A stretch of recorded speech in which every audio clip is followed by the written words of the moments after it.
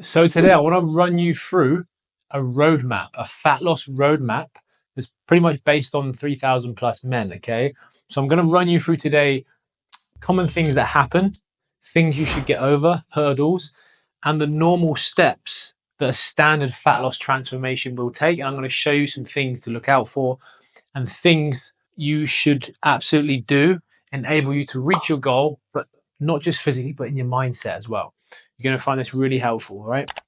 Quickly, most of my content is now on YouTube because, like I said, on Instagram, it's very clickbaity. There's like a minute videos. On here I can direct you exactly what I want to tell you, and you're going to learn a lot more on YouTube. So like and subscribe, I really appreciate it. Let's dive into it. So I'm going to use this over, let's use it over 90 days. Okay, so let's go for 90 days. So day one. Okay, now how a fat loss journey will start, it will start off quite quickly if you do it right. Now I'm just going to go into a few mindset things. I'm just going to be very frank, okay, quite blunt. If you're not losing weight, if you're not losing body fat, all right, you're not following the food. Okay, it's as simple as that. Everybody's got the time. Everybody's has got access to making food. Okay, if you're not losing weight or getting results, it's not the program that's actually wrong. It's you. It's the person actually using it. So you have got to apply yourself, and you got to want to change. Okay, no more sort of excuses, no more fluffing around. You've got to get stuck into it, and you've got to prioritize this for at least 90 days. After the 90 days, it then becomes a habit, a routine. It becomes a lot easier. You start enjoying it more. You have more energy. People around you start looking at you in a different way. You actually change your identity, okay, which most people overlook. All right. So we've got to put in the hard work at the start. But let me run you through how it would normally look. Let's go through some tactics. So day one, let's go halfway through. Let's go for sort of, let's say 90 days. Let's go sort of 30 days in here. By the way, my drawing and handwriting is absolutely shocking. So you're going to have a good laugh at this. 90 days, 60 days. Yeah, I need to get a lot better at this. Also, if you hear some grunting or snoring, it's my dog here, Eric. I've got a French bulldog and he likes to snore. So day one, go up to day 30. Pretty much, this is how it will look.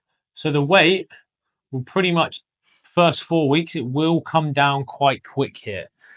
It's a lot of water weight, okay? What you'll start feeling in the first 40 days, 30 days is you're going to feel a lot better. You're going to be a better mood. You're going to be waking up a lot better, okay? After the first 30 days, it will come to around about here. But let me make this very clear. Once it gets past 30 days, it's not going to just come straight down. You're going to have it come like, might go up, might go down, might go up, might go down. But if you're going up and coming down, if you zoom out and you're actually going down, you're getting results. And this, I'll be very honest with you, this is where some guys, it will go up here, up, up, up, slightly come down. The 60-day mark is where a lot of guys lose a little bit of faith. These are the guys that are not ambitious. These are the guys that have quit. They're always quitting on themselves. Okay.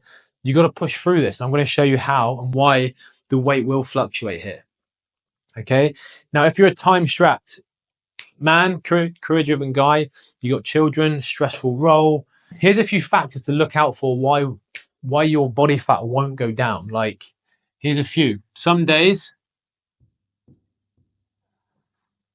you might not sleep as much. Stressed. If you've got kids, like me, I've got 2 children. Some days you're not going to sleep as well as others. Some days you're not going to drink as much water as others.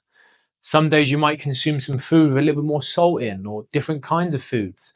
So therefore, if you're 100 kilos and tomorrow you weigh yourself, you're 101, these are some of the factors, okay?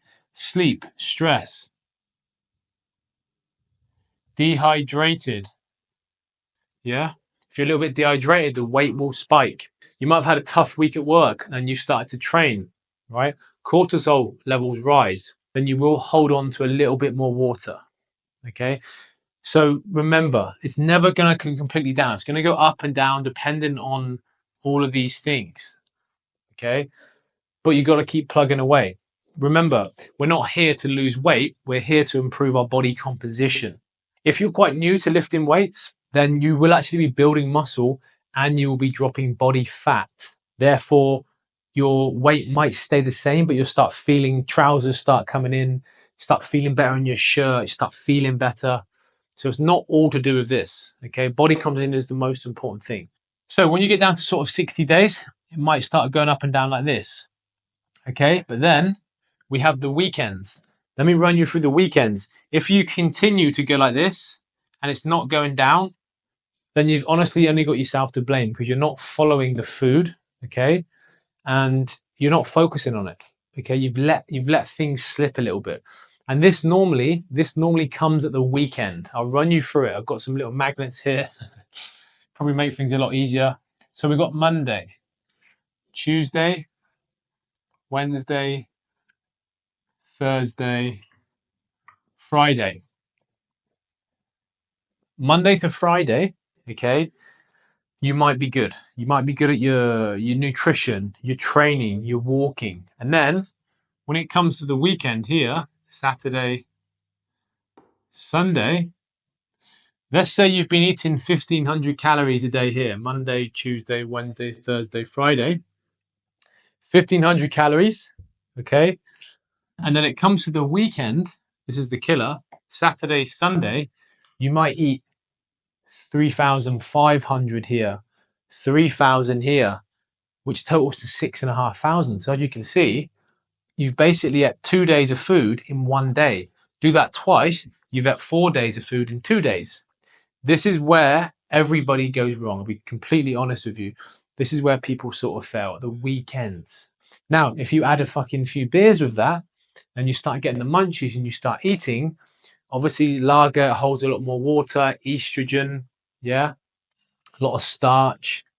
This is where the weekends will catch you out, and this will take a little bit longer. So instead of coming down like this, it will come sideways. And instead of reaching you go in 90 days, it might take double the time. But I'm not telling you not to drink and not to have a social life, because look, you need to do that. I'm all for having a, what I like to teach our sort of guys is 80-20. If you're doing this 80% of the time, it will come down like this. But if you're doing 60-40, then it's going to come sideways even more. If you want to start fucking doing 50-50, then it's going to start coming up even more. All right. So it's what you get in, what you put in, what you get out. So that's the weekends. Okay. And that's the main thing I want to tell you guys today, is this is where people fail, is at the weekends. All right. And if the scale's not going down, remember, it can be something to do with sleep, stress, dehydration, certain foods you've eaten. If the weight's gone up on a Monday, this is when we know someone's having shit weekends. If the weight goes up on a Monday here, and let's say you're 100 kilo on Friday, and then Monday you're 101 or 102, after a full week of training, eating, you feel to yourself, wow, what's the point of doing this? Monday to Friday I was good, I've not lost any weight, what the fuck's going on? So then you start getting disheartened, you throw in the towel. And this is what you've been doing for 5 years, 10 years, 15 years. It's just an equation. It's just physics. Do this even 6 days a week, okay? And even here, you can't have a free-for-all. Depends how much weight you got to lose, by the way. The leaner you get, the more strict you got to be with the 80-20, okay? I pretty much do the 80-20. I stay around 10% body fat all year round. I still have burgers. I don't drink, have maybe a wine now and again. But once you get to the stage where you're doing the 80-20, the weekends are nice and controlled, you're training hard, you're hydrating, you're sleeping good, managing stress. But what strength training does is going to manage stress, and it's going to improve your cognitive performance, all right? So I hope that really helps. Drop a comment down below in the chat here if you've got any questions on the roadmap of fat loss regarding training, because it was quite a short video, and I'll dive into a little bit more about metabolism and testosterone next, okay? Appreciate it. like and subscribe, and let me know if you enjoyed the video.